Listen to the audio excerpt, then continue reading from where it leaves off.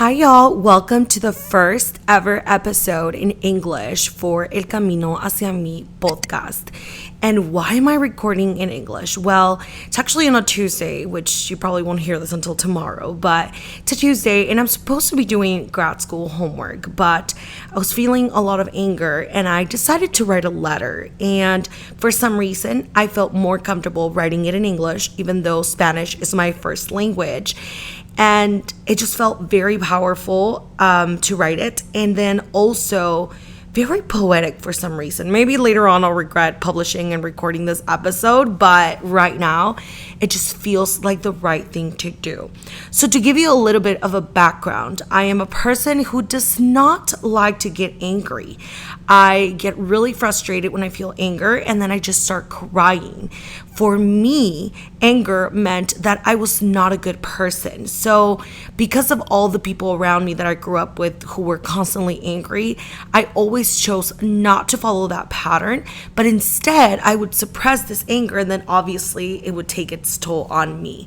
And either one, I would explode, or two, I would just always be crying. But now I realize, through therapy and reading and this and that in podcasts, I love podcasts, y'all know, I realized that anger, it's really just trying to teach me when boundaries are being crossed and where are some areas where I need to grow or set boundaries for myself. So here we go. Just kidding. Actually, now that I think about it, I am probably going to eventually translate this letter and hopefully find a well-suited flow of words compared to what it's going to be in English and Spanish, because either way, most of my audience listens to this in Spanish. Okay, now for sure, here we go. Dear anger, I used to hate you. I used to think I was a bad person for feeling you. But today, here I am asking you to fill my mind, to fill my heart, to fuel my body. I want you to be my teacher so I can finally honor my needs. I want you to guide me towards letting go, to push me into the unknown, to drag me through the fields of uncertainty towards a stable place. Dear anger, I pledge to stop evading you and let myself feel you in all your forms. Frustration, jealousy, rejection, disappointment, regret. So thank you. Thank you for allowing me to learn how to hold you so I can trust to let go. So as short as that letter to anger might have felt, it was very liberating. And I'm not sure if you guys are used to feeling angry, you're okay with feeling angry, or you're in the opposite spectrum and you have anger issues. But I hope that this resonates with one person at least, and we'll feel more connected, that we're not in this fight alone of learning to process anger healthily. But as I said in my letter, I want anger to fill me, and I want anger to lead my actions starting today to get through a specific situation that I'm currently experiencing. I'm ready. I'm ready, anger. Teach me. Let me learn and let me feel you so I can let go, so I can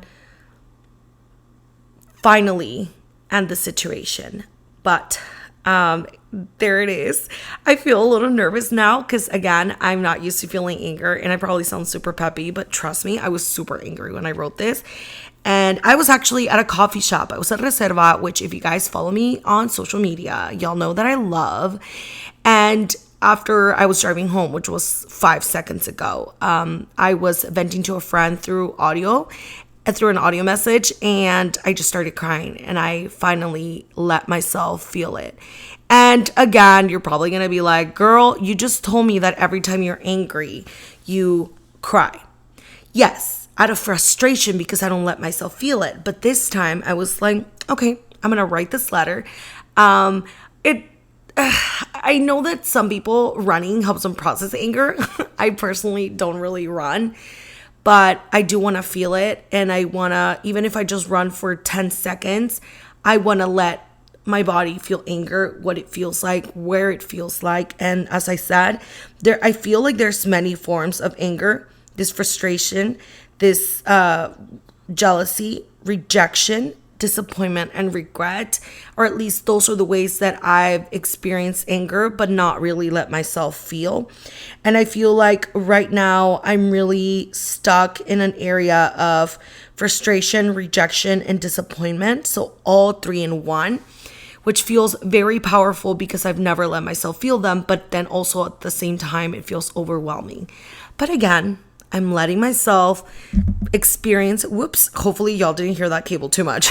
I'm letting myself experience this anger. And from today until maybe the end of the week, well, no, because today's Tuesday, but until a week from today, I will let my actions be fueled by anger. I don't want to be that emotionally mature yachty. I want to let my anger be felt. And yeah, there might be some consequences. Obviously, I'm not going to act like with violence towards someone because that's not me.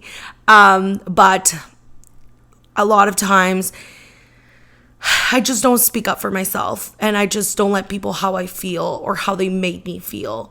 And it's important that I speak up, and it's important that I advocate for myself and that they know that their actions and their words have an impact on others. But yeah, I'm going to let you guys go. I'm going to translate this letter, this short letter, and eventually you will see this published in Spanish. Don't forget to follow me on social media. I'm not sure if I'm allowed to say the actual name of the accounts because you know how these algorithms are crazy. But I hope somebody resonated with what I said today, and I hope this is helpful to at least one person in the world today. Love you guys, and I'll see you in my next podcast, which now that I'm recording in English, it also feels pretty natural, so I might do more of these. Bye, y'all.